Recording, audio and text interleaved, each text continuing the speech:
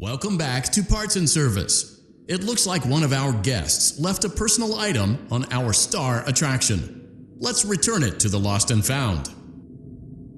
Carefully grab and remove the child's hat from Freddy's mouth.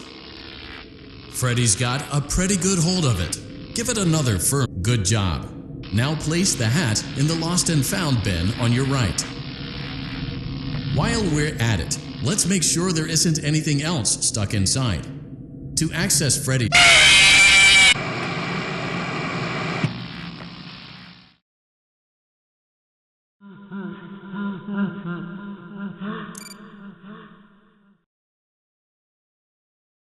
welcome back to Parts and Service. Freddy's got a good job. Now place the hat in the Lost and while we're at it, let's make sure there isn't anything else stuck inside. To access Freddy's chest cavity, grab Freddy's bow tie and pull it outwards. Well done. Freddy's chest cavity is now open. Remove the child's watch and place it in the Lost and Found bin. Be careful not to touch any of Freddy's sensitive wiring.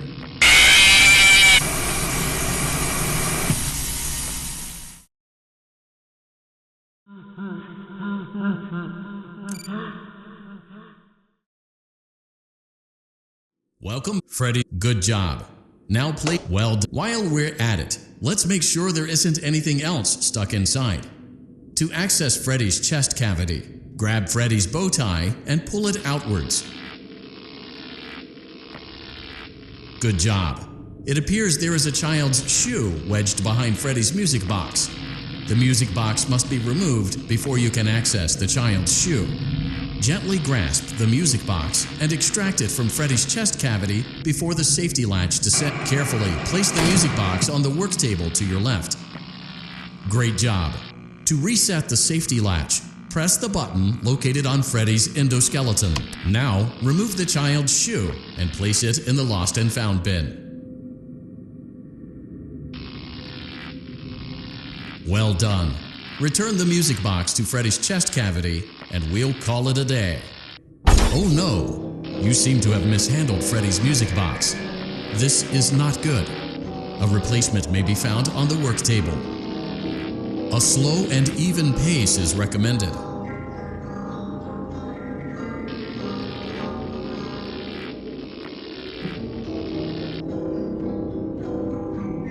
A slow and even pace is recommended.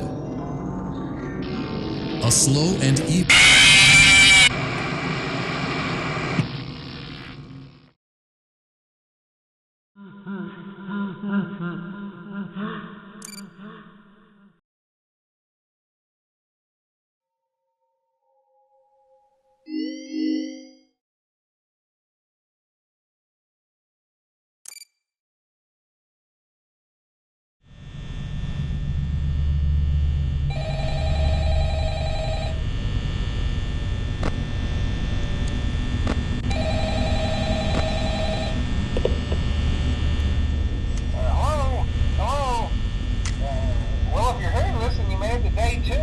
Congrats! I won't talk quite as long this time since Freddy and his friends tend to become more active as the week progresses. It might be a good idea to peek at those cameras while I talk, just to make sure everyone's in their proper place, you know. Interestingly enough, Freddy himself doesn't come off stage very often. I've heard he becomes a lot more active in the dark, though, so hey, I guess that's one more reason not to run out of power, right? I also want to emphasize the importance of using your door lights. There are blind spots in your camera view, and those blind spots have to be right outside your doors. So if you can't find something or someone on your cameras, be sure to check the door light. You might only have a few seconds to react. Not that you would be in any danger, of course. I'm not implying that. Also, check on the curtain in Pirate Cove from time to time. The character in there seems unique in that he becomes more active if the cameras remain off for long periods of time. I guess he doesn't like being watched. I don't know. Anyway, I'm sure you have everything under control. Talk to you soon.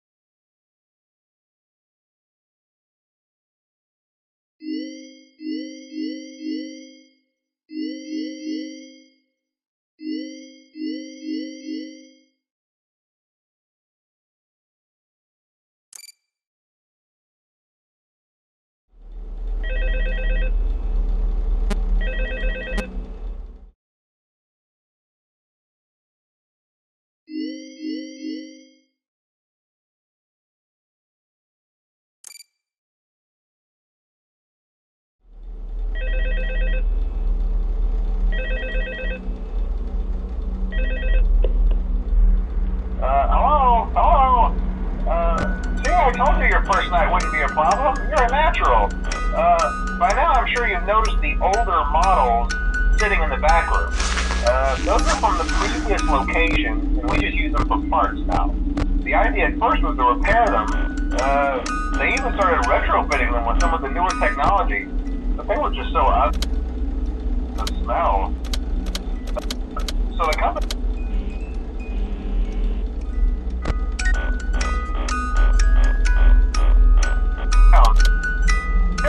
The whole Freddy head trick should work on them too, so whatever. I loved those old characters. Did you ever see Foxy the Pirate? Oh wait, Foxy. Oh yeah, Foxy. Hey listen, that one was always a bit twitchy. I'm not sure if the Freddy head trick will work on Foxy. If for some reason he activates during the night, and you see him standing at the far end of the hall, just flash your light at him from time to time. Those older models would always get disoriented with bright light. It would cause a system restart or something. Come to think of it, you might want to try that on any room where something undesirable might be. It might hold him in place for a few seconds.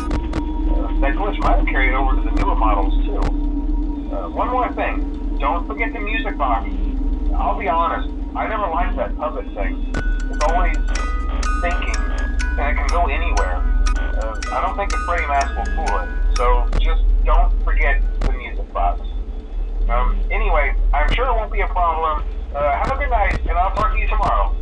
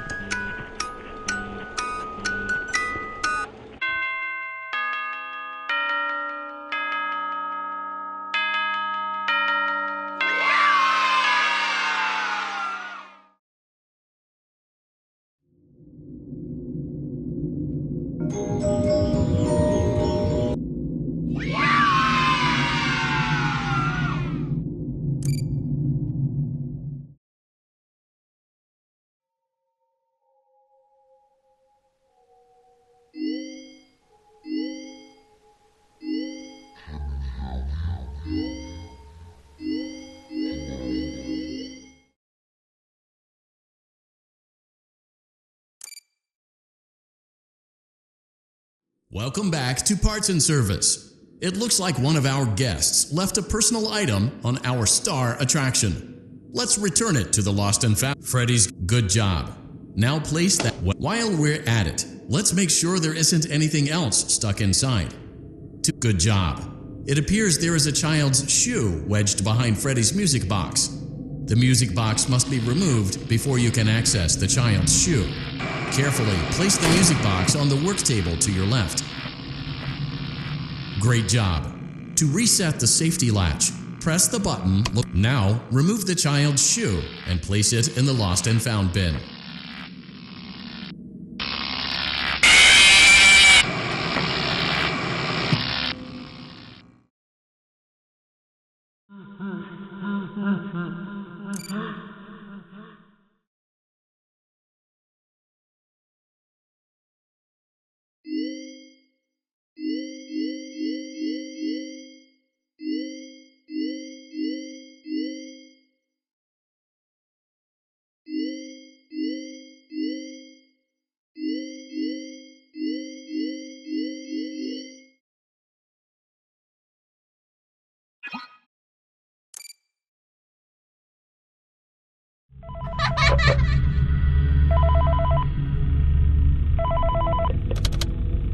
Hey man, okay, I have some awesome news for you.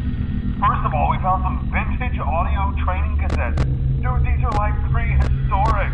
I think they were like training tapes for like other employees or something like that.